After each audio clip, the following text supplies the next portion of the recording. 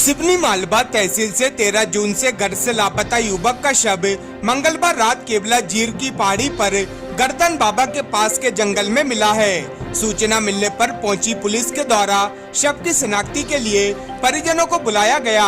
उक्त मृतक की पुष्टि विनोद तिवारी निवासी ठाकुर मोहल्ला सिवनी मालवा के रूप में की गई है। पुलिस के द्वारा मौके पर एफएसएल की टीम को भी बुलाया गया था, जहां एफएसएल अधिकारी के द्वारा शव का परीक्षण किया गया, जिसके बाद शव को पीएम के लिए सिवनी मालवा सामुदायिक स्वास्थ्य केंद्र लाया गया।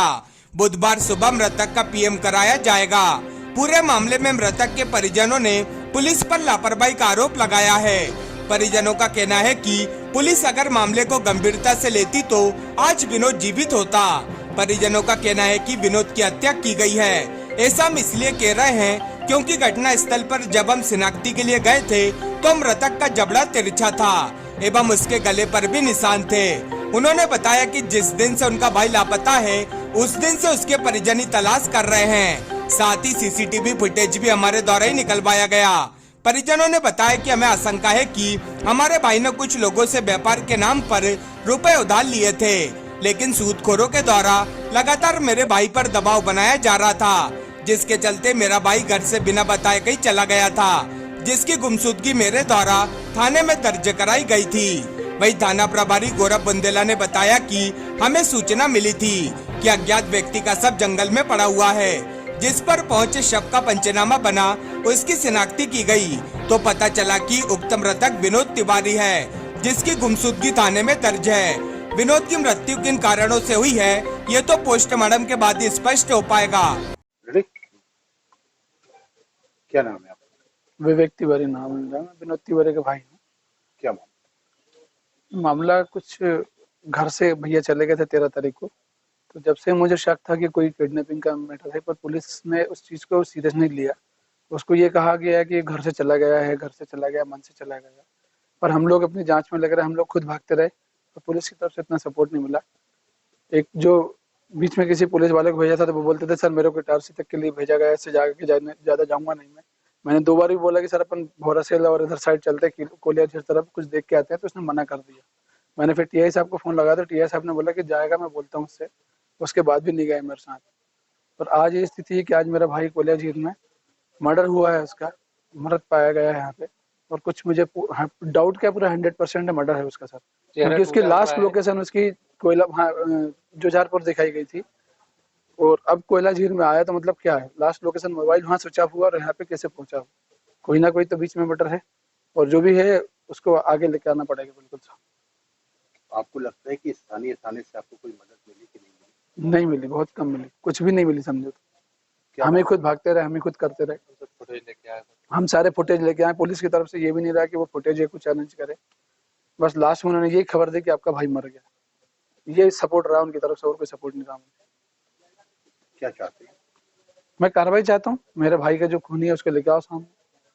अब ये पुलिस को करना पड़ेगा पूरा। आपको कैसे लगता है कि भैया का मर्डर किस बात से लगता है? आप भी खुद हो ना, देखो ना, आप अगर कोई किसी की लोकेशन वहाँ मिल रही है और आज बॉडी यहाँ मिल रही है, तो इससे क्या अंदाजा लगाया जा सकता है? मोबाइल स्विच ऑफ वहाँ हुआ है और मतलब आज 8 दिन हो गए, 8 दिन में मतलब बॉडी की अगर आप स्थिति देखोगे तो मेरे को लगता है कि उसी टाइम पे इनका मर्डर हो चुका है। जबड़ा भी टूटा हुआ है, दांत टूटे हुए हैं, मेरे को कुछ ऐसा साक्ष्य भी लगे। मैं तो मतलब ज्यादा पास नहीं गया था, पर मुझे लग रहा है कि है मर्डर ही।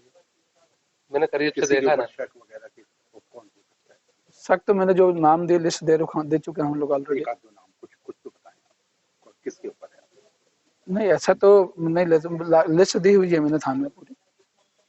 तो हाँ, लेन देन का कुछ था, कुछ किसी से मैटर था, तो इतना भी मतलब वो नहीं होना चाहिए आदमी को। बहुत ज्यादा प्रताड़ित किया लोगों ने इनको, बहुत ज्यादा, मतलब इतना कि वो संभल नहीं पा रहे थे।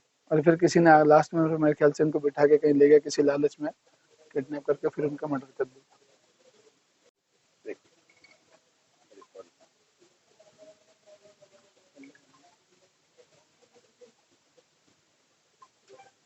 क्या नाम है आपका?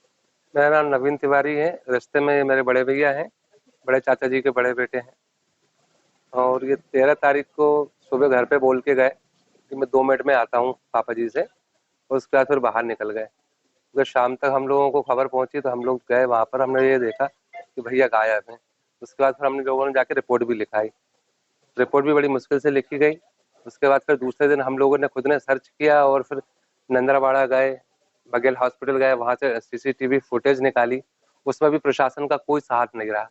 किसी भी पुलिस वाले ने एक भी फुटेज निकाल के लेके नहीं आया है और हमें यह बोल दिया गया कि आप चले जाओ वहां से जानकारी ले आओ, और पुलिस वालों ने ये सोच कर रखा था कि ये कहीं चले गए हैं, पर ऐसा नहीं था। फुटेज में क्या निकल रहा है? फुटेज में निकल रहा है कि एक बाइक से भैया को लेके कोई जा रहा है, और बस स्टैंड पे जो फुटेज निकला उसमें भैया सिर्फ पैदल जा रहे हैं। तो वहाँ बस स्टैंड तक उनको बुलाया है और उसके बाद फिर आगे भैया गए हैं उनके साथ बैठ के, वही बस स्टैंड से नहीं बैठे हैं। और पुलिस प्रशासन ने बिल्कुल भी कोई भी सपोर्ट नहीं किया, बिल्कुल सपोर्ट नहीं मिला हम लोगों को। हम लोगों को ही भेज दिया गया कि आप वहां चले जाओ, वहां देख लो, वहां चले जाओ। ले दे के एक कांस्टेबल दे दिया था, वो भी सुनता नहीं था हमारी। हम बोलते थे कि भाई चलो जंगल में सर्चिंग कर लेते हैं, जंगल में ढूंढ लेते हैं, लोकेशन यहाँ दिख रही है, पर कोई नहीं गया हमारे साथ। बोले हमारे पास ड्यूटी है और हमारे पास काम है। टीआई साहब का खुद का बोलने का है कि हमारे पास स्टाफ बहुत कम है, इतना कम स्टाफ है, सब लोगों के पास बहुत सारा काम, कोई आपके भाई को देखने के लिए हमारा स्टाफ नहीं बैठा है। आज जो बॉडी मिली वो क्या स्थिति में? आज जो बॉडी मिली है उसमें गले में यहाँ निशान है। उसके बाद फिर बॉडी में भी ऐसा कुछ दिख रहा है कि उसके साथ कुछ उठापटक की है। भाई हो सकता है कि बाहर कहीं मार के लाके वहां पटका गया हो, और उसको दिखाया जा रहा है कि उन्होंने कहा भाई सुसाइड किया, ऐसा समझ में आ रहा है। बिल्कुल गले में निशान है, उनको जबड़ा टूटा हुआ है, जबड़ा बिल्कुल तिरछा मिला। मैंने बोलने पे गया, जो अधिकारी आया तो उनसे बोला अभी जबड़ा टूटा हुआ है, देखिए आप, तिरछा जा रहा है। उन लोगों ने देखा और फिर साहब टीआई साहब उनको कोने में लेके गए। उसके बाद फिर उन्होंने कोई जवाब देना मुझे बंद कर दिया। टीआई साहब के और उनके कोने में जाके बात हुई। पूरे मामले में आपको क्या लगता है? पूरे मामले में ये लगता है कि मेरे भाई की हत्या हुई है और मेरे भाई को उठाया गया है और मेरे भाई को मारा है। क्या चाहते हैं? न्याय चाहता हूं मैं, जो जिसने भी ये कार्रवाई की है, और उच्च स्तरीय जांच हो इस मामले की।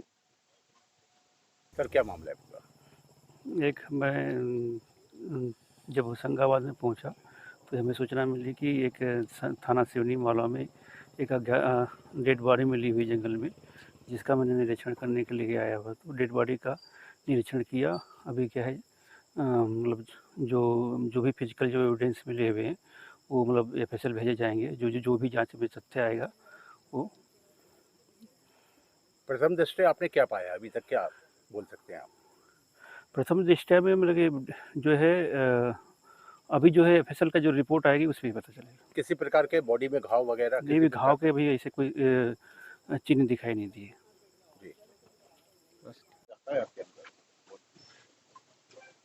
सर क्या मामला पूरा?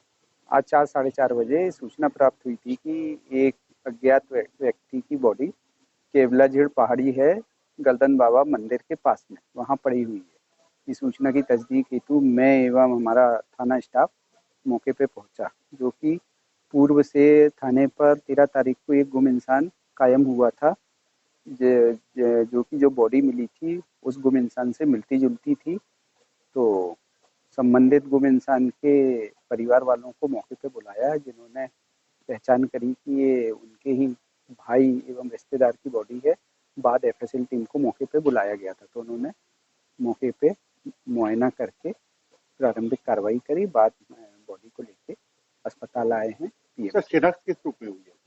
शिनाख्त विनोद तिवारी जी हैं, गुम इंसान जो थाने पे कायम था, विनोद तिवारी जी के रूप में। सर प्रथम दृष्टया क्या लग रहा है, किस तरह?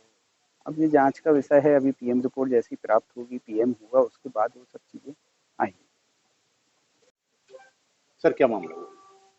आज 4 साढ़े 4 बजे सूचना प्राप्त हुई थी कि एक डेड बॉडी काट लो